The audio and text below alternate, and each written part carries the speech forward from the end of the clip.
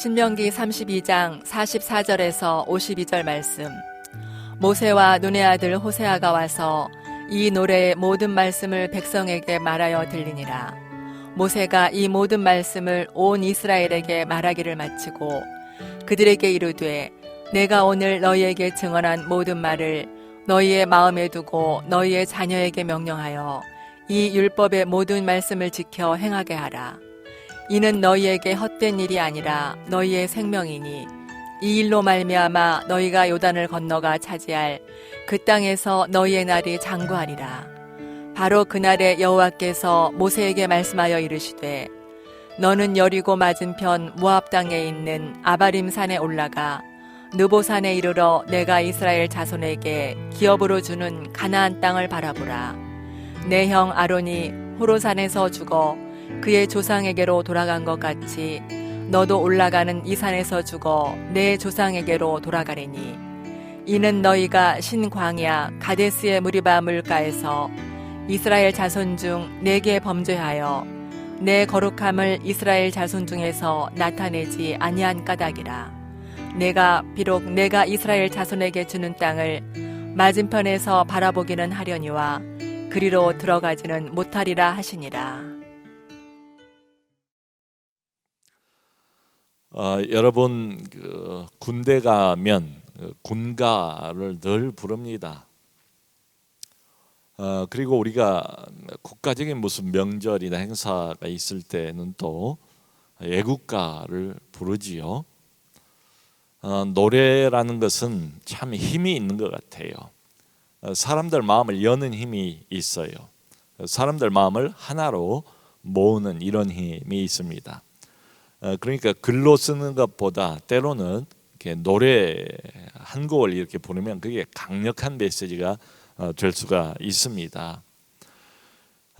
여기 이제 신명기 32장 거의 뭐 전체 1절부터 43절, 오늘 본문 우리가 읽었던 내용은 44절부터 끝까지고 그 앞에 나와 있는 모든 내용을 다 모세의 노래입니다. 노랫말, 노래가사예요. 모세의 노래.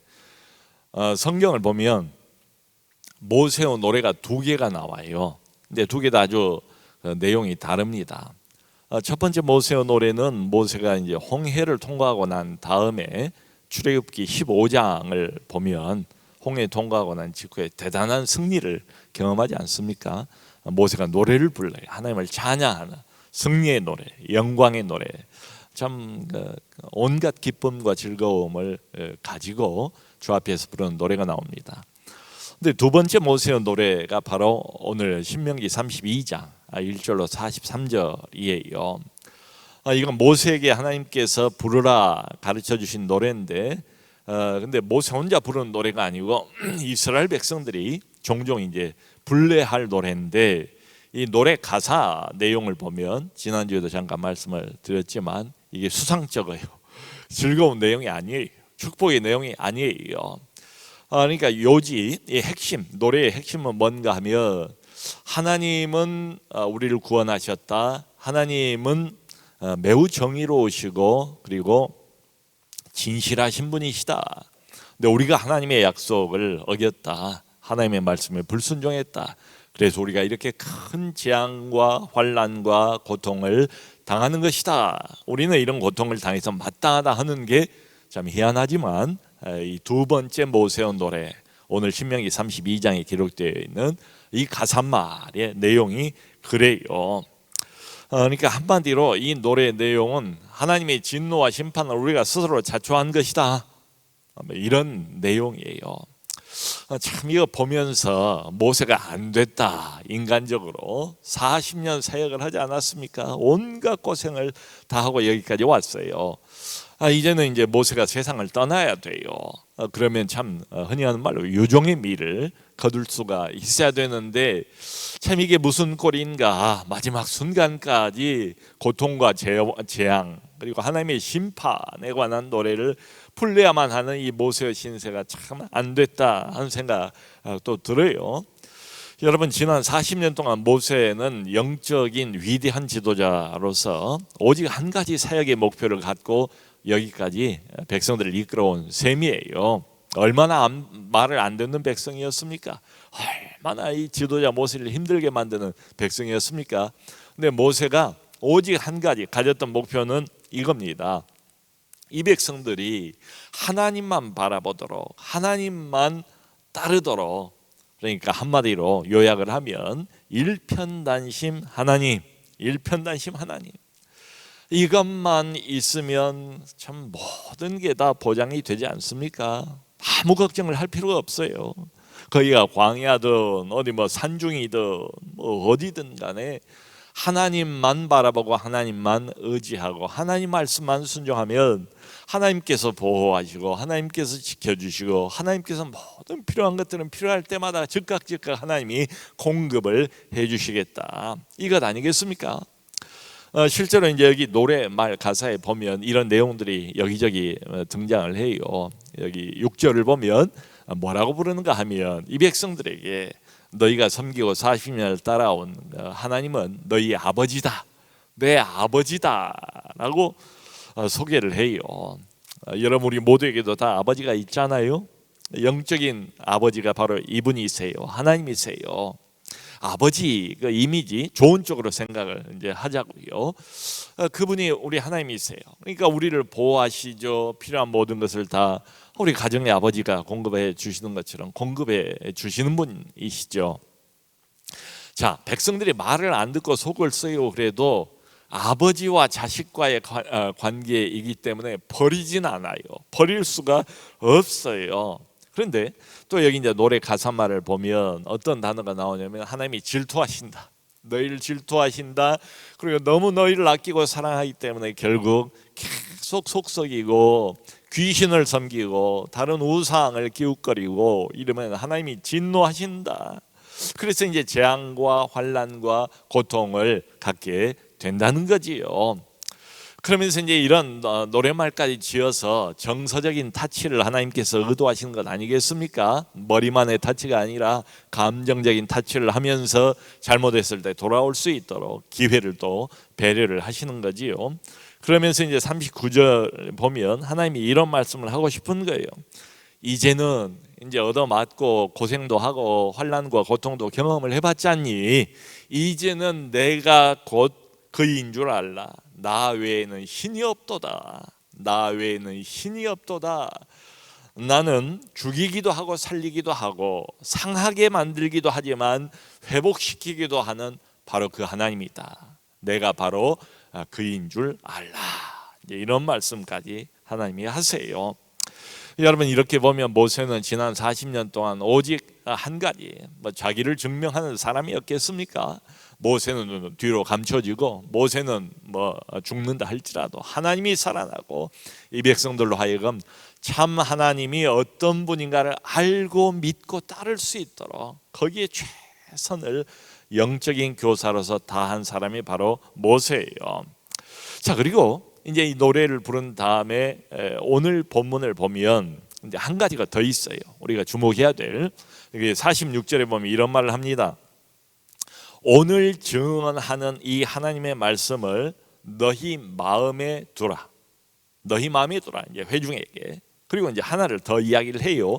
그리고 너희 자녀에게 명하여 율법의 모든 말씀을 지켜 행하게 하라.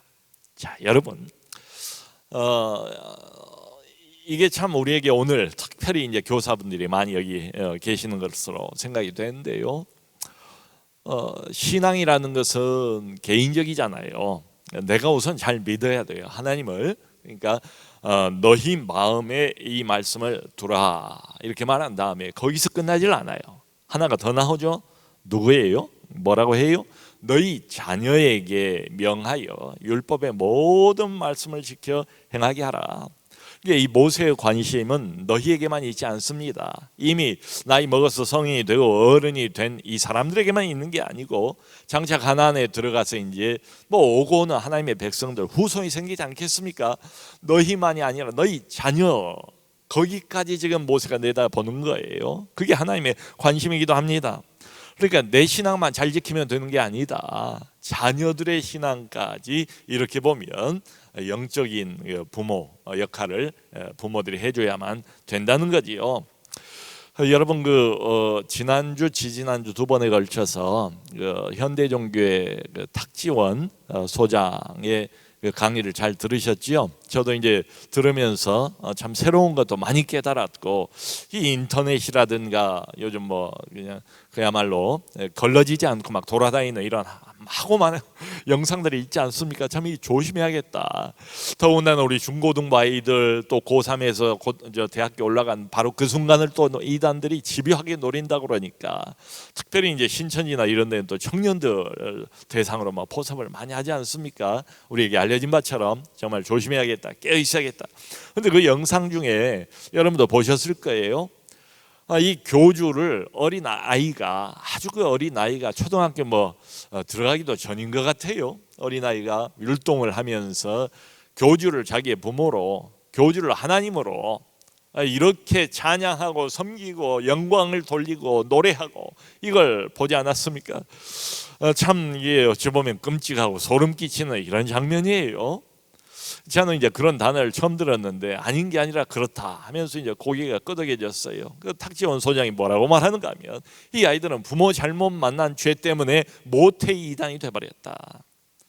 여러분 그렇지 않습니까? 우리는 참 좋은 부모님을 만나서 크리스찬 가정에서 이렇게 어려서부터 자라게 됐는데, 이 아이들은 부모 잘못 만난 것 때문에 모태 이단이 되고 말았다. 참 얼마나 서글픈 이야기입니까? 성경을 보면 이 하나님을 믿고 여호와만을 참신으로, 오직 유일한 살아계신 하나님으로 내가 그인 줄 알라, 하나님이 자기 주장을 하는데요, 이걸 아멘으로 받아들이는데, 이 성경에 의하면 신앙이라는 것은 개인적이기도 하지만 다분히 가족적입니다. 아브라함 때부터 그렇잖아요. 그러니까 늘 아브라함 이름 거론하면 누가 따라서 나옵니까? 이삭과 야곱, 그리고 12아들. 이 계대적이에요, 가족적이에요. 그러면서 성경을 보면 그러므로 이 신앙을, 여호와 신앙, 하나님 신앙을 자녀들에게 부지런히 가르쳐야 된다, 이렇게 말씀을 하고 있습니다. 우리가 봤던 그 신명기 앞부분 6장 6절로 9절을 보면, 그러면 너희가 집에 앉아 있을 때든지 길을 갈 때든지 집에 누워 있을 때든지 일어나 있을 때든지 부지런히 자녀들에게 하나님의 말씀을 가르쳐라. 손목에 말씀을 메고 미간에 붙이고 문설주와 바깥 문까지 이 하나님의 말씀을 다 적어서 기록하라. 자녀들을 말씀으로 챙기라, 이런 말을 하고 있지 않습니까? 여러분, 성경에 나와 있는 이 소위 말하는 신앙교육, 우리 교사분들도 결국은 하나님을 가르치는 사람들 아닙니까? 영적인 지도자들 아닙니까? 하나님의 신앙을 전달해야 되는, 전수해야 되는 미래 세대들에게 그런 위대한 큰 사명을 가지고 있는 사람들이지요. 근데 여러분, 성경을 보면 어떻습니까? 이 신앙교육이라는 게 단도직입적으로 생각을 해보면 이게 의무교육이에요. 그리고 주입식 교육이에요. 주입식 교육. 참 이게 이제 요즘 현대 교육 방식하고는 다르다 하는 생각이 들어요. 그러니까 구약을 봐도 그렇고 신약을 봐도 그렇고, 이 신앙교육, 눈에 보이지 않는 살아계신 참 여호와 하나님을 우리 어린 자녀에게 전달하는, 이건 주입식 교육으로 돼 있어요. 의무적이에요. 아이가 선택사항 없어요. 참 이게 요즘 교육의 트렌드라고 그럴까요? 소위 이제 자율학습 아닙니까? 자기 주도 학습 말이에요. 근데 성경은 단도직입적으로, 제가 이제 대신 말씀을 이렇게 만들어 본다면, 죄인은 절대로 자율적으로 하나님을 알 수가 없다. 자기 주도 학습을 해서 하나님이 누군가를 제대로 알 수 있는 이런 죄인 봤습니까?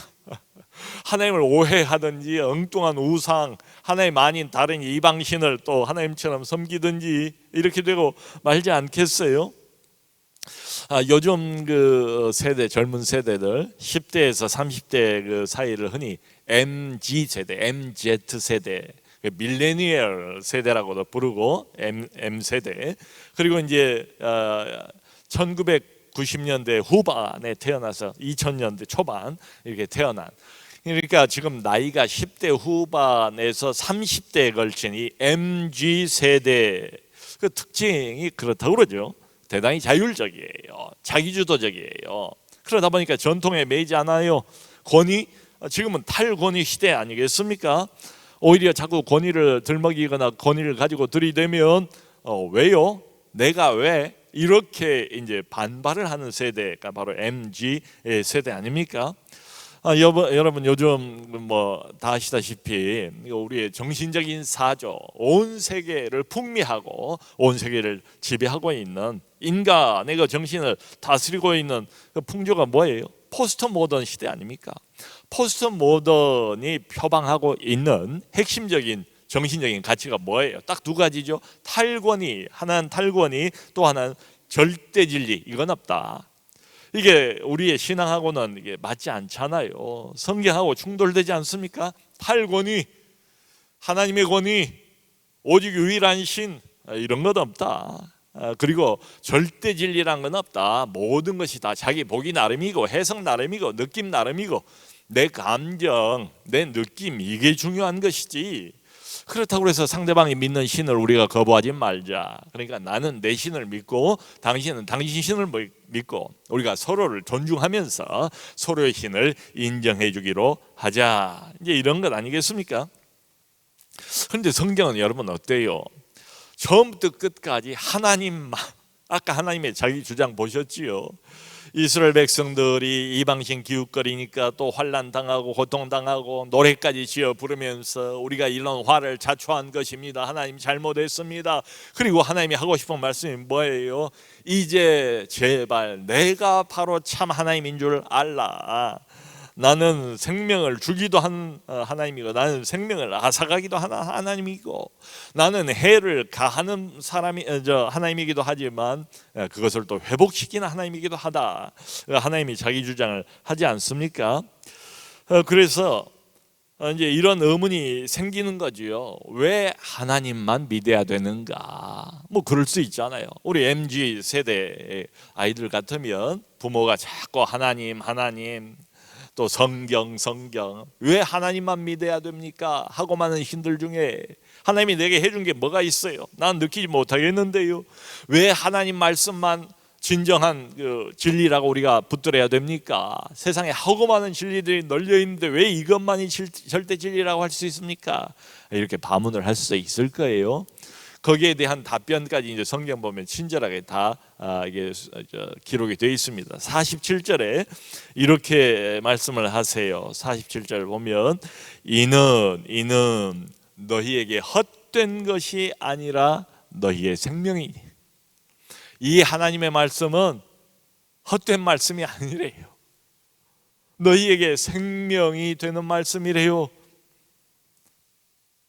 하나님은 그저 하고 많은 세상의 여러 신들 중에 한 신이 아니란 이야기 아니겠습니까?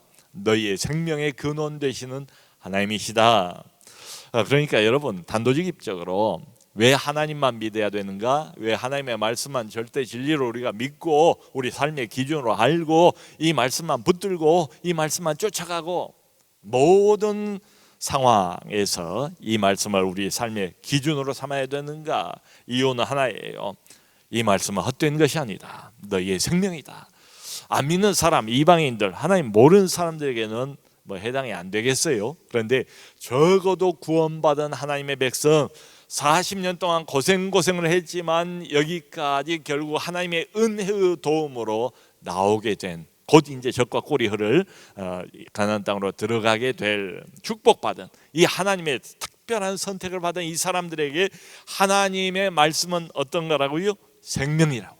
생명, 영혼을 살리는 말씀, 우리 삶의 원동력, 우리 삶의 진정한 힘, 이 모든 게 다 어디서 나오는가? 우리 삶의 반석, 튼튼한 반석, 믿을 만한 반석, 바로 우리가 그 위에 딛고 서기만 하면 어떤 상황에서든지 코로나 이전이든 코로나 이후든 든든할 수 있는 생명, 근원, 그게 바로 하나님의 말씀이다 이 말이죠. 그러니까 이 말씀이라는 것을 통해서 우리는 구원을 얻지 않습니까? 또 이 말씀을 지키느냐 못 지키느냐, 결국 여기까지 와서 보니까요, 신명기를 이제 뭐 거의 다 마무리할 때가 다 돼 가요. 근데 전체가 무슨 말씀의 반복입니까? 이 말씀을 제대로 잘 지키면 생명을 얻고 복을 얻고, 반대로 말씀을 지키지 않으면 재앙을 받고 고통을 당하고 화를 당할 것이다. 이런 말을 반복해서 하는 것 아니에요. 생사화복을 결정하는 말씀, 우리의 영적인 생명을 늘 유지시켜주는 말씀, 영혼의 단비, 영혼의 활력, 매일매일 위로부터 부으시는 성령의 기름 부으심, 이런 것들이 다 하나님의 말씀이 영원한 말씀을 통해서 우리에게 주어진다, 이 말 아니겠습니까? 여러분, 그리고 이 하나님의 말씀이 모든 것을 결정한다는 것을 어떻게 우리가 역사적으로 증명할 수 있습니까? 이스라엘의 역사를 보면 그게 뭐 뻔하지 않습니까? 구약에 나와 있는 이스라엘의 역사 전부가 다 그걸 증명하고 있잖아요. 여러분, 우리가 섬기고 있는 이 하나님은 지금 모세가 노래하고 모세가 설명하고 모세가 또 주장하고 있는 이 하나님과 동일한 하나님이세요. 하나님은 창조주이시고 하나님은 통치자이십니다. 그러니까 1계명이 뭐예요? 가장 중요한 첫 번째 계명, 나 외에 다른 신을 두지 말라. 너희들은 하나님의 백성이니까, 구원받은 사람들이니까. 그러니까 하나님 입장에서 보면 내가 구원하지도 않은 다른 이방인들에게 내가 요구하지 않겠다. 그러나 너희만 알고 내가 너희는 특별 관리하고 나의 큰 능력과 은혜로 너희만 내가 건져냈다. 너희는 나의 대변인들이다. 이 세상의 빛과 소금이다. 그러므로 너희는 나만 바라봐야 한다. 나만 섬겨야 한다. 나만 따라와야 한다. 내 말만 들어야 된다 라고 하나님께서 말씀하실 권리가 있지 않겠어요? 우리에게 영원한 생명을 주시고 가나안 땅을 허락하시고 축복을 약속하신 분이기 때문에 이렇게 주장할 권리가 있지 않겠습니까? 자, 그런데 아까 자녀 말씀을 드렸습니다마는 다른 관점에서 이런 이야기들을 바라보면 시대 정신에 맞지를 않다. 시대 정신에 안 맞아요. 우리 아이들이 순순히 아멘하고 두 손 들고 마음 열고 이 말을 받아들일 것 같지가 않아요. 그러니까 이런 그 아이들, 교회의 영향, 영적인 영향보다는 세상의 영향, 어둠의 영향, 인터넷의 영향을 훨씬 더 깊게 많이 받고 있는 이런 아이들. 그저 우리 중고등학교 아이들 조사를 해보니까요, 거의 잠자는 시간 빼고는 다 이거 들고 있더라고요. 이게 시간이 그래요. 9시간인가 에브리데이. 그러니까 뭘 찾아보는 것도, 그리고 학습도 그걸로 하고 요즘은. 그러니까 이게 너무 익숙한 세상 문화에 나도 모르게 뭐 젖어 있을 수밖에 없는 게 요즘 그 MZ 세대 아이들이 아니겠는가 생각이 들어요. 시대 정신은 벌써 다른 이야기를 하고 있지요. 그러니까 애들을 대버려 두면 시대 어둠을 따라갈 게 뻔하지 않습니까? 자연적으로는 절대로 이 아이들 믿을 수가 없다. 자, 그러므로 결국은 뭐가 남는가? 가르쳐야 된다. 부지런히. 설령 받아들이지 않는다 할지라도 주입식으로 성령을 의지하면서 기도하는 마음으로 하나님이 그 마음을 열어주시기를 간절히 원하는 심정으로, 결국 그래서 교사들의 역할이 중요하게 되는 거지요. 교사들이 가르쳐야지요. 그 일을 지금 잘 열심히 여기까지 하고 계십니다. 여러분, 모세 입장에서 보면 지난 40년 동안 모세가 얼마나 수고를 많이 했습니까? 얼마나 정말 일편단심 하나님 가르치기 위해서 모세가 온갖 노력을 다했습니까? 조금만 방심하면 하나님에게 등 돌리고 불평하고 원망하고 온갖 구설수, 온갖 가십거리, 이걸 그치지 않고 여기까지 왔잖아요. 모세가 이 백성들을 위해서 항상 뭐 때론 자기 생명까지 하나님 앞에 던지면서 기도하지 않습니까? 기도하면서 그 영혼을 위해서, 딱딱한 영혼들, 굳어버린 영혼들, 어둠에 쉽게 사로잡힌 영혼들, 하나님 감각이 금방 또 대단한 체험을 했다가도 금방 제로로 돌아가 버리는 얼마나 참 힘들었을까요? 40년 동안 이 백성들을 위해서 끊임없이 중보기도를 하면서 여기까지 온 거예요. 중보기도만 했습니까? 온갖 수단을 다 동원해서 하나님이 어떤 분인가, 너희를 건지시고 너희를 끌고 가시는 너희가 섬겨야 될 그분이 어떤 분인가를 수단 방법을 다 동원해서 가르치지 않습니까? 그리고 맨 마지막 죽기 전에는 노래까지 지어서 모세가 가르치지 않습니까? 참 이걸 보면서 그렇구나, 우리도 이제 교사로서 영적인 교사로서 아이들 영혼을 가르쳐야 되는데 모세를 보면서 그런 생각이 들어요. 마지막에 이렇게 노래까지 지어서 참 끝까지 충성하는 모세의 모습을 봅니다. 이 가르침을 받아야 할 사람들, 그들 눈높이에 맞게 가르쳐야 되겠다. 눈높이에 맞게 그들의 정서적인 타치와 감정적인 타치, 감성적인 타치를 중요하게 생각하니까 결국은 노래까지 만들어서 성의를 다하는 이 모세의 모습을 봅니다. 우리도 아이들을 가르칠 때에 아이들에게 조금 더 가서 어필할 수 있도록, 아이들 마음에 좀 더 가깝게 와서 닿을 수 있도록 그 소위 말하는 눈높이에 맞게, 그러려면 우선 그들 문화를 우리가 이해해야 되지 않을까, 그들의 속마음이 어떻게 되는가, 그들이 무엇 때문에 기뻐하고 무엇 때문에 슬퍼하고 무엇 때문에 부담을 갖고 걱정을 갖고 고통스러워하는가, 그들을 좀 연구할 필요가 있지 않은가. 아이들을 알기 위해서 아이들하고 대화도 많이 해야 될 것 같고, 또 아이들하고 대화할 때 기왕이면 마음을 활짝 열고 귀를 활짝 열고 아이들 목소리에 귀를 기울여주는, 공감하면서 경청하는 것도 필요하지 않을까. 여러분, 안 그러면 그냥 내 생각, 오랫동안 틀린 생각은 아니겠지만 오랫동안 굳을 대로 굳어져 버린 내 생각만 일방적으로 아이들한테 퍼붓고 그냥 끝나버리는, 아이들은 그냥 싸늘해요, 반응이. 아이들 마음은 조금 더 열리지가 않았어요. 조금 더 녹아지지가 않았어요. 그래서 아이들 문화 속으로, 아이들 마음 속으로 먼저 들어가는 이런 노력이 필요하지 않을까. 뭐 요즘에는 인터넷도 있고 유튜브도 있잖아요. 조금만 우리가 관심을 갖고 노력을 하면 얼마든지 요즘 10대 아이들, 20대 아이들이 어떤 그 세계를 가지고 있는가, 어떤 느낌들을 가지고 사는가, 무엇 때문에 울고 무엇 때문에 기뻐하는가, 얼마든지 좀 알 수 있지 않을까 하는 생각이 들어요. 그러니까 이게 필수적인 것 같아요. 아이들 좀 눈높이에 맞춰서 내가 그쪽으로 내려가는 것 말이에요. 예수님이 이리 올라오너라 저 하늘에서 우리 보고, 죄인들 보고 그럴 능력이 없잖아요. 그러지 않았잖아요. 하나님의 아들이신 그분이 우리 안으로 내려오신 것처럼, 이게 참 성육신의 원리 아니겠습니까? 가르침의 원리가 이래요. 모세가 그런 것처럼 아이들 수준에 맞춰서 내가 그쪽으로 내려가는 거지요. 아이들이 있는 그 현장으로 내가 가보는 거지요. 아이들을 붙잡아서 그 손을 잡고 하나님 앞으로 끌고 오기 위해서는 일단 내가 먼저 옆으로 가야 되니까 말이죠. 그래서 자꾸 이런 마음을 가지고, 열린 마음 가지고 아이들하고 소통할 필요가 있다. 뭐 자칫 잘못하면 그 일방적인 가르침, 틀린 가르침은 아닌데 방법이 잘못됐어요. 그래서 역효과를 가져올 수도 있다. 여러분, 그런 말도 있지 않습니까?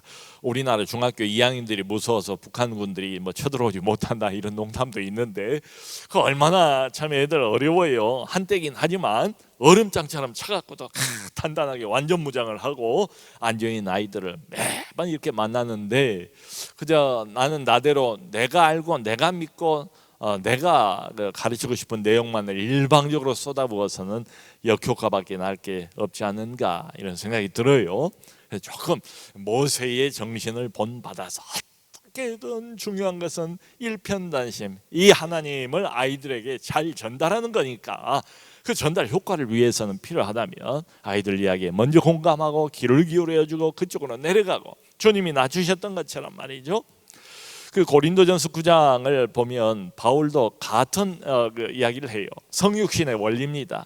내가 유대인에게는 유대인처럼 대하고 헬라인에게는 헬라인처럼 대했다는 거예요. 이렇게 바울이 뭐 카멜레온처럼 그 옷 색깔을 바꿔 입지 않습니까? 그 이유는 뭐겠어요? 바울이 뭐 이때는 이러고 저때는 저러고 무슨 상황주의자라 그런 건 아니잖아요. 본질은 하나밖에 없어요. 하나님이 어떤 분인가를 제대로 가르치는 거예요. 그게 바울의 목표입니다. 근데 본질은 변치 말아야 되지만 비본질적인 것들은 얼마든지 내가 양보하겠노라, 그 말 아니겠어요? 내가 이렇게 했던 것은 이유까지 말해요. 오직 한 가지다. 유대인이든 헬라인이든 한 사람이라도 더 구원하고자 함이라. 한 사람이라도 더 구원하기 위해서는 최선을 다했다. 모세도 바울도. 그래서 여러분 참 매주마다 아이들 영혼을 놓고 기도하시고 실험하신 건 너무 감사하고 하나님이 기쁘게 받으실 거예요. 한 가지만 더 보탰으면 좋겠어요. 그렇게 하시겠지만 아이들에게 좀 더 쉽게 접근할 수 있도록, 아이들과 소통할 수 있도록, 그래서 아이들이 좀 더 효과 있게 이 복음의 말씀을 받아들일 수 있도록 접근에 관한 노력을 했으면 좋겠다, 이런 말씀을 드립니다. 자, 그런데 오늘 본문을 보면 한 가지가 더 있어요. 참 이게 중요하게 보여요. 이제 모세가 죽습니다. 요 48절 이후에 보면 다 그 말씀이에요. 모세는 죽는다. 하나님이 직접 모세 보고 이야기를 해요. 이제 아바림산으로 이제 네가 올라간다. 근데 이게 이제 산이라기보다는 아바림 산맥입니다. 산맥. 그 아바림 산맥에서 제일 높은 산이 해발 약 800m 정도 되었던 느보산이라는 산이에요. 이게 산 이름 지명까지 정확하게 네 형 아론이 그 산에 올라가 죽었던 것처럼 너는 이제 아바림 산맥 중에서 제일 높은 느보산에 올라가서 너는 이제 너의 생애를 마감하게 될 것이다. 조상들과 함께 자게 될 것이다. 너는 거기에서 저 멀리 적각불이 흐르는 그 땅을 바라는 보겠지만 넌 들어가지 못한다, 이런 말씀을 하시고, 또 굳이 그런 말씀을 꼭 하셔야 될까 하는 생각도 들지만 어쨌든 이유가 있어서 하나님이 맨 마지막에 여기 51절을 보면 모세가 왜 못 들어가는 것까지 다시 상기를 시켜주시는 거예요. 네가 범죄했기 때문이다. 네 형 아론하고 그 가데스 무리바에서 물사건이 있지 않았습니까? 백성들이 불평하고 원망하고 그러니까 얼마나 시달렸겠어요. 인간적으로 이 땅에서 온유함이 가장 높았던 사람이 모세라고 그랬는데 그 모세도 참지를 못했어요. 인간이니까 뭐 충분히 이해가 가지요. 우리 같으면 수백 번, 뭐 수십 번, 수백 번도 더 화를 냈겠어요. 백성들이 자꾸 그렇게 나오니까 우리가 너희를 위해서 물을 내려. 하나님은 뭐라고 말씀하셨는가 하면 모세가 반석을 향해서 명령하라. 그냥 말만 해라. 명령을 해라. 물이 쏟아지도록. 그러면 물이 콸콸콸 쏟아져 나올 것이다 했는데 모세가 너무 화가 나니까, 소위 우리말로 화딱지가 나니까 들고 있던 지팡이로 그냥 세게 그 반석을 두 번을 두들겨 패지 않습니까? 백성들을 패지는 못하고 참 죽이고 싶은 백성들이었을지도 모르겠어요. 바로 그 사건입니다. 딱 한 번이에요. 너는 항상 하나님의 거룩함을 드러내야 하는데, 하나님의 덕을 선전할 사람으로 내가 세웠는데 너는 백성들의 영적인 지도자로서 실수를 했다. 하나님의 영광을 나타내지 못하고 내 거룩함을 드러내지 못했다. 그 사건 때문에 너는 보기만 하고 저 가나안 땅으로 들어가지는 못한다. 이렇게 말씀을 하세요. 참 야속하신 하나님, 이거 뭐 약 올리시는 건가? 딱 바라만 보게 하시고 뭔 말씀 안 하셔도 왜 그런지 다 알잖아요. 그 전에 말씀을 이미 하셨거든요. 근데 또 여기서 굳이 너는 이런 이유 때문에 못 들어간다라고 말씀을 왜 하시는가? 자, 그런데 여기를 보면 여기 48절에 뭐라고 먼저 나왔는가 하면요, 바로 그날에 여호와께서 모세에게 너는 느보산 올라가서 죽고 너는 이제 가나안 못 들어가고 네가 못 들어간 이유는 이거다 하라고 굳이 친절하게 말씀을 해주셨다, 이 말이에요. 바로 그날이 어떤 날입니까? 노래를 부른 날, 노래를 가르친 날이에요. 이게 중요한 것 같아요. 어떤 노래입니까? 그게 승리의 노래입니까? 축복의 노래입니까? 아니죠. 하나님께 불순종하고 하나님의 진노와 경노를 일으켜서 환난과 고통을 받게 되었다는 것에 관한 노래 아닙니까? 모세는 성경에 의하면 한 번 실수밖에 안 했어요. 한 번 실수. 그게 결정적이었어요. 하나님의 종 모세도 한 번 실수해서 결국 적과 꿀이 흐르는 저 축복의 땅을 못 들어갔다면 너희는 감 잡아야 되지 않느냐, 너희는 어떠해야 되겠는가, 이런 반문이 깔려 있는 것 같아요. 자, 지금 40년 동안 이 백성을 이끌고 온 모세는 못 들어갑니다. 근데 수도 없이 하나님의 원망, 불평, 그걸 다 알고 살았던 백성들은 포부도 당당하게 이제 여호수아를 앞세워서 가나안 땅으로 들어가요. 이게 얼마나 모순입니까? 어떻게 들어가요, 이 백성들이? 대답 하나밖에 없어요. 순전한 하나님의 은혜로 가나안 땅을 밟습니다. 근데 모세는 못 들어가게 했어요. 위대한 너희들의 지도자였던 영적 지도자 모세를 보라. 모세도 못 들어간다. 너희들은 들어간다. 그러면 너희들은 어떤 마음가짐을 가져야 되겠는가? 이게 깔려 있지요. 참 이거 보면 마지막 죽는 그 순간까지 영적인 교훈, 큰 교훈 하나를 남기고 하늘로 떠난 모세. 여러분 좀 느껴지지 않습니까? 그러니까 이거 보면 하나님께서 세우신 영적 교사의 모든 걸 다 사용하시는 것 아닌가? 하나님을 드러내기 위해서 말이죠. 심지어는 한 사람, 지도자 한 사람, 영적 교사 한 사람의 죽음까지도 하나님이 사용하시는 것 아닌가? 참 우리에게 이게 영적인 교사들에게 큰 교훈을 주는 것 같아요. 사랑하는 우리 성도 여러분, 또 우리 교사 여러분, 교사가, 영적 교사가, 하나님을 전해야 하는 교사가 필요한 게 뭘까요? 그렇게 많은 재주, 지식, 잡다한 이런 거 필요 없지 않은가? 오직 한 가지만 있으면 되지 않겠는가? 그게 뭔가? 하나님의 말씀, 하나님의 영광, 하나님의 영적 교사는 어떤 사람인가? 하나님 말씀에 사로잡힌 사람, 하나님의 영에 사로잡힌 사람, 하나님의 영광에 사로잡힌 사람. 교사가 미래 세대 어린 영혼들, 온 시대의 어두움에 사로잡히기 쉬운 이 영혼들에게 전달할 수 있는 게 뭘까? 내 영혼을 사로잡은 그 말씀, 내 영혼을 사로잡고 있는 그 하나님의 영광, 내 영혼을 사로잡은 그분을 이 아이들에게 전달하는 교사.